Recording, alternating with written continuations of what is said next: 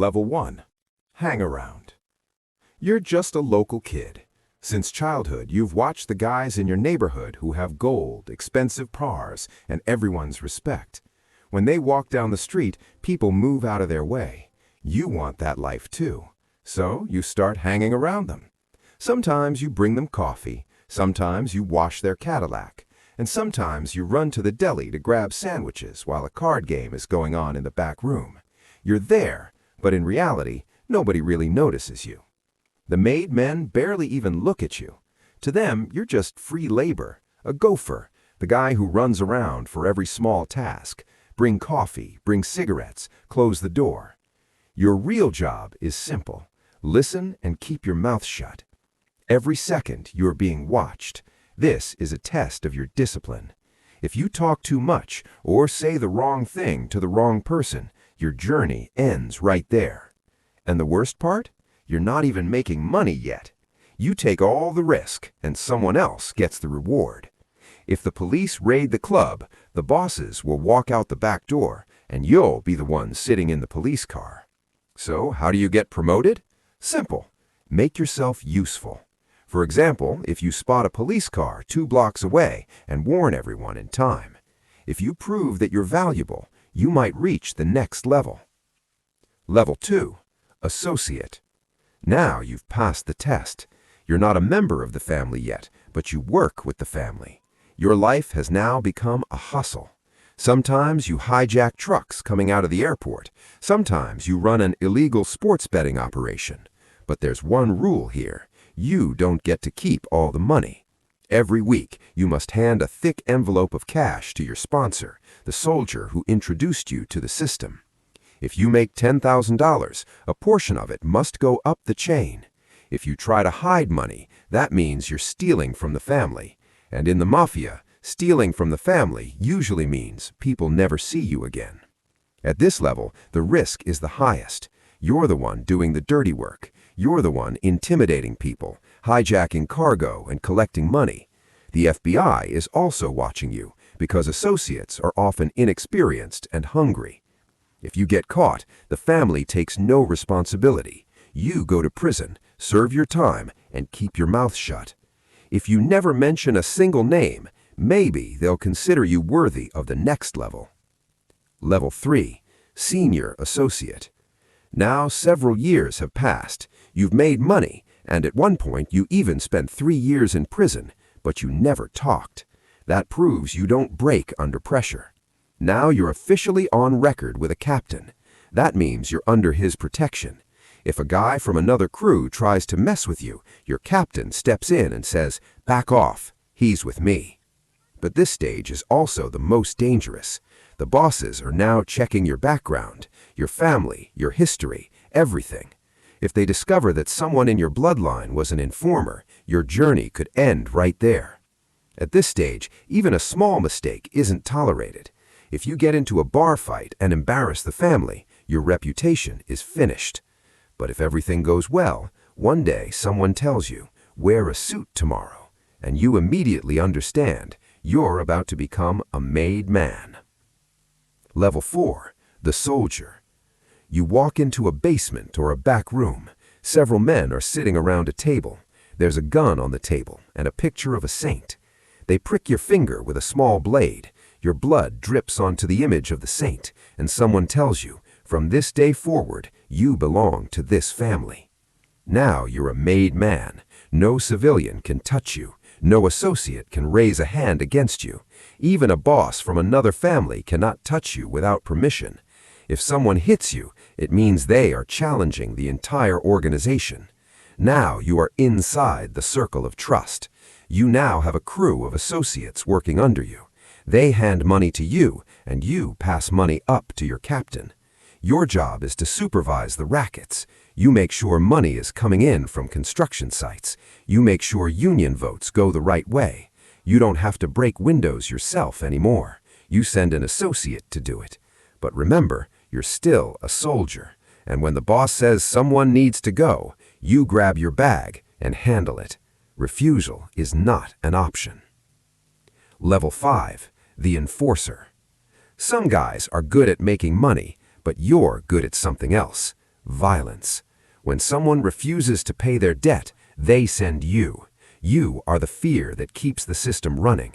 Sometimes you collect debts. Sometimes you scare people so badly that the entire neighborhood falls in line.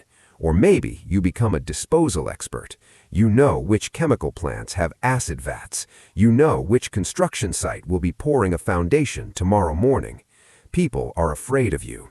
Even the guys in your own crew keep their distance. This is a level of power, but also a lonely one. People understand your value, but they don't enjoy sitting next to you. Level 6. Acting capo. One day, your captain runs into trouble. Maybe he gets hit with a RICO case. Maybe he's so under surveillance that he can't leave his house. Or maybe his health suddenly fails. Then he looks at you, and he says, "You run the crew now." Now you're the acting capo. It's like being the substitute teacher, except you have life and death authority. You are running the crew. Everyone knows the seat isn't really yours, but until the captain comes back, everything is under your control. You are running the crew, but everyone knows the seat isn't really yours. This is a test of your loyalty and your leadership. The captain may be away, but his envelopes of cash can't stop coming in. You have to keep the soldiers in line. Every racket must keep running. Every man must pay his share. If you do a bad job, the money slows down and the captain gets angry. But if you do too good of a job, the captain might start to worry. He might think you're trying to take his crew. So you have to walk a razor's edge. You must lead like a boss while making it look like you never wanted to be the boss at all. Level 8. The captain. Now the acting title is gone. You are officially the skipper, a capo. You run a crew with about 10 soldiers and maybe hundreds of associates. You control a territory, maybe a section of Brooklyn. Inside the mafia structure, you are a mid-level executive. You don't deal drugs yourself anymore. You don't pull the trigger yourself. You manage people. Your most important job is to keep pressure away from the boss. You meet your soldiers in safe places, sometimes at a mall, sometimes in a park, sometimes while walking and talking, what they call a walk and talk. They give you the envelopes. You give them the orders. Now you are responsible for the entire income of your crew. If the economy is bad, the boss still gets paid. If the FBI shuts down your gambling parlor, it's your job to find a new way to earn by next week. And you have another role too. Judge.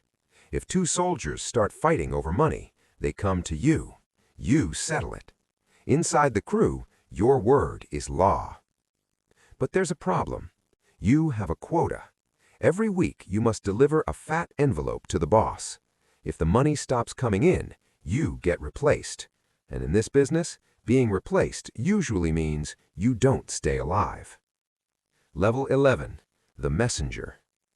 This is a rare position, but a powerful one. You are the diplomat.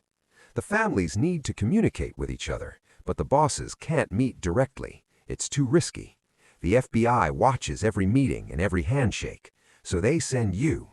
You travel between the 5 families. You carry messages that can never be written down and can never be spoken over the phone. Sometimes you even prevent wars before they begin.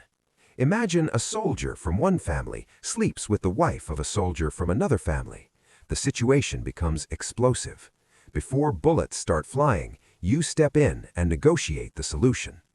To do this job, you must be smart, calm, and extremely careful. Level 10. The consigliere. Now you are the third most powerful man in the room. You are the counselor.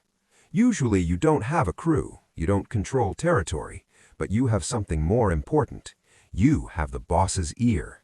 In the entire hierarchy, you are the only person who can say to the boss, "Boss, you're wrong."